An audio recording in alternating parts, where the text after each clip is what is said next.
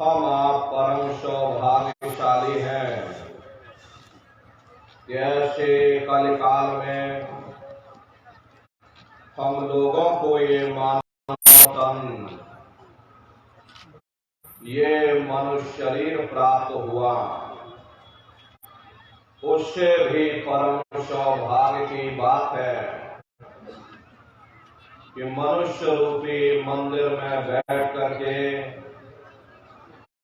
हम लोगों को सत्संग सुनने का ये अवसर मिल रहा। जब जन्म जन्मांतरों के शुभ पुण्य कर्म संचय होते हैं, तब बड़े ही सौभाग्य से ऐसा दुर्लभ अवसर प्राप्त होता। सत्संग जल जो कोई पावे, मैल आई सब कट कट जावे। ये सत्संग है, ये कोई कथा और कीर्तन नहीं, किस्से और कहानियां नहीं। ये महात्माओं की अजर अमर वाणियां हैं। यदि आपने ध्यान से सुन लिया तो निश्चय ही आपको अपने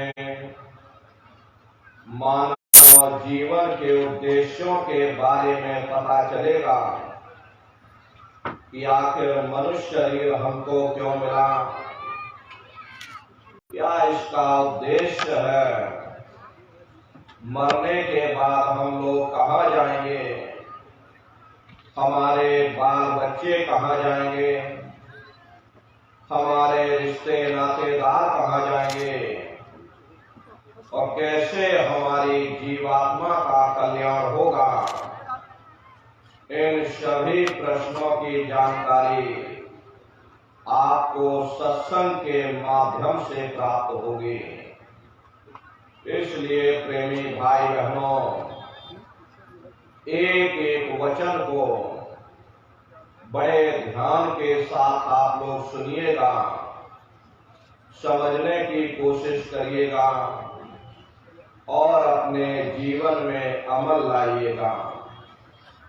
संतों महात्माओं के सत्संग में कभी किसी जात और बिरादरी, किसी कौम या मजहब या किसी भी व्यक्ति विशेष की कभी कोई निंदा, चुगली, आलोचना या किसी की बुराई नहीं की जाती। हरे नारियों, जब हम लोग इस संसार में पैदा हुए तो ना कोई जात और बिरादरी लेकर के आया, ना कोई कौम या मजहब लेकर के आया, न कोई अपना नाम लेकर के आया। सिर्फ नंगे रोते हुए हम लोग इस संसार में पैदा हो गए। बाद में जो औजार उस परम पिता परमात्मा ने बख्शे, मन, बुद्धि और चित्त, उससे जब हमारे अंदर चेतना आ गई, तब हमारा नाम पड़ गया, कर्म के अनुसार हमारी जाति बन गई। धीरे धीरे हमारा फैलाव दुनिया में होता चला गया। हमने बाल बच्चे बना लिए, हमने रिश्ते नातेदार बना लिए, हमने कुटुंब परिवार वाले बना लिए, हमने जमीन और जायदाद हासिल कर ली और इसको अपना समझ करके हम आप यहीं पर बैठ गए। फिर जब जाने का वक्त आया, फिर आपको यहां से खाली हाथ भेज दिया गया। ना आपके साथ आपका नाम गया, ना आपके साथ जात और बिरादरी गई, ना आपके साथ जमीन और जायदाद गई। जिस छाया को प्राप्त करने के लिए आपने अपना पूरा जीवन गुजार दिया तो ना माया हाथ में आई और ना छाया हाथ में आई, खाली हाथ आए थे और खाली हाथ आपको यहां से वापस भेज दिया गया। कहने का मतलब यह है कि उस परम पिता परमात्मा ने अति दया और कृपा करके आपको ये मनुष्य शरीर दे दिया कि अब की बार गीता रामायण को पढ़ करके, उन धर्म पुस्तकों को पढ़ करके, उस मालिक की भक्ति करके अपनी जीवात्मा का कल्याण करा लेना। उस मालिक ने कह करके भेजा कि भाई मैंने तुमको कुछ समय के लिए ये किराए का मकान दिया है, जब समय पूरा होगा मैं अपने सिपाहियों को भेजूंगा, उस समय पर तुम मेरे मकान को खाली कर देना। उस समय न जमीन जायदाद काम आएगी, न जात बिरादरी काम आएगी। प्रेमी भाई बहनों, सब कुछ हमारा आपका यहीं पड़ा रह जाएगा। सुई की एक नोक भी हमारे आपके साथ में जाने वाली नहीं। जब हम लोग माँ के घर में उल्टे लटके हुए थे, उस समय आपने उस मालिक से वादा किया था कि हे मालिक, मुझे एक बार मौका दे दो, मुझे एक बार मनुष्य शरीर दे दो, हम भजन करेंगे, भक्ति करेंगे, हम अपनी जीवात्मा का कल्याण करेंगे। लेकिन मनुष्य शरीर मिलने के बाद में ना आपने भजन किया, ना भक्ति की, बस माया की छाया में फंस करके इस मिथ्या जगत को अपना मान करके हम आप इसी में गोता खा रहे। हरे नारियों, इस दुनिया में हित मित भाई बंधु, रिश्ते नातेदार, कुटुंब परिवार वाले, इनमें से कोई भी चीज तुम्हारी जीवात्मा को इस अधोगति से, इस प्रश्न का हल तब तक नहीं होगा जब तक इस धरा भूमि पर कोई संत महात्मा फकीर न मिल जाए। इसीलिए वह मालिक अति दया और कृपा करके संतों महात्माओं को इस धराधाम पर भेजते हैं। संत महात्मा फकीर करके जीवों को समझाने की कोशिश करते कि भाई वो परमात्मा है, वो आपको मिलेगा, जीते जी मिलेगा, मात्र दरवाजा है, उस दरवाजे का भेद केवल संतों महात्माओं को ही प्राप्त है। ये दुनिया के लोग, दुनिया की आवाम जनमानस भौतिकता के ज्ञान अहंकार में डूबे रहते हैं कि हमसे बड़ा कोई ज्ञानी नहीं। लेकिन उन बेचारों को नहीं मालूम कि जहां दुनिया का ज्ञान समाप्त होता है, उसी के सिर की चोटी से ये आध्यात्मवाद, आत्मा और परमात्मा का ये गूढ़ ज्ञान, रहस्य विज्ञान प्रारंभ होता। उस विज्ञान को पाने के लिए सबसे पहले जरूरी है कि पहले आप मानवतावादी बनो, मानव धर्म और मानव कर्म को अपनाओ।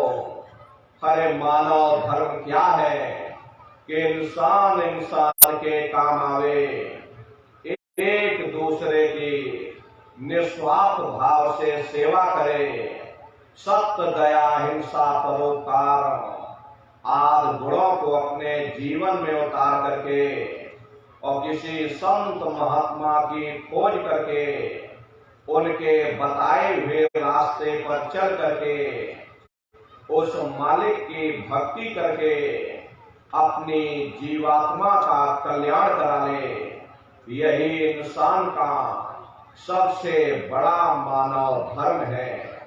लेकिन आज इस कलिकाल में ये दुनिया की आवाम जनमानस इंद्रियों के भोग और वासनाओं में, शराबों और कबाबों में, मांस और मदिरा में सुख ढूंढने की कोशिश कर रही। ये चरित्र पतन जैसे कार्यों को अपना करके ये आवाम जनमानस कैसे सुखी हो सकती। पहले अपने चरित्र जैसे धन को इकट्ठा करो, क्योंकि चरित्र ही सब कुछ है। चरित्र ही मानव धर्म की पूंजी है। जो इंसान अपने अखलाक ईमान को बरकरार रखता वही इंसान चरित्रवान है। ये दुनिया भर के रगड़े झगड़े, पिता पुत्र में लड़ाई, आदमी औरत में लड़ाई, घर परिवार में लड़ाई, समाज में लड़ाई, जातियों में लड़ाई, मुल्क में लड़ाई, हरे नर नारियों, ये इंसानों का काम नहीं, ये हैवानों का काम है। इसलिए पहले आप इंसान बनो, चरित्रवान बनो, महात्माओं के समीप आओ। वे जो दया का प्रसाद दें उसे खुशी खुशी ले करके अपने निज घर को जाओ, जहां न फिर जन्मना है और ना ही फिर मरना। इसीलिए हमारे गुरु महाराज परम संत बाबा जय गुरुदेव जी महाराज ने आवाम जनमानस के बीच में ये आवाज लगाई है, ऐ इंसानों, तुम अपने दीन ईमान पर वापस आ जाओ और जिस्मानी मंदिर में बैठ करके भगवान का सच्चा भजन करो, जिससे तुम्हारी जीवात्मा नरकों में जाने से बच जाए। अरे हम माने ना माने, लेकिन संत महात्मा त्रिकालदर्शी होते, वे सब कुछ जानते हैं। अगर हम उनके वचनों को मान जाएंगे तो हम लोग बच जाएंगे, नहीं तो खाई और खंदक में जाकर गिर जाएंगे। इसीलिए अभी वक्त है उस मालिक से सच्ची प्रार्थना करने का, खुदा के सामने अपने गुनाहों की माफी मांगने का, धर्म मजहब के नाम पर लड़ने झगड़ने का नहीं, जात और बिरादरी के नाम पर लड़ने झगड़ने का नहीं। हमने बहुत लड़ लिया, बड़े बड़े झगड़े और फसादे की, बड़ी बड़ी नुक्ताचीनी की, सिवाय नफरत के हमको क्या मिला। नफरत की ऐसी ज्वाला जली जिसमें घर जल गया, परिवार जल गया, समाज जल गई, जातियां जल गई, अब सारा देश जल उठा। इसीलिए सारी मानवता बहुत थक गई। हर कोई ऐसी छांव चाहता है जहां उसे ठंडक मिले, शांति और सुकून मिले। ये सब वही मिल सकते हैं जहां शांति के संदेश होते, सुकून के संदेश होते, मानव धर्म और मानव कर्म के संदेश होते। और ये संदेश केवल संत महात्मा फकीर देते हैं, जो समदर्शी होते हैं, जो समस्त जीवों के अंदर उस प्रभु के अंश को देखते। ऐसे समदर्शी उन महात्माओं की खोज करो। ये मत देखना कि महात्मा के जाति के हैं, महात्मा किस बिरादरी के हैं। हरे जातियां कर्म के अनुसार बनाई गई, जन्म के अनुसार नहीं। मनुष्य की एक ही जाति है, वो है मानव जाति। और इसी मानव जामे में बैठ करके हमें उस मालिक की भक्ति करनी है।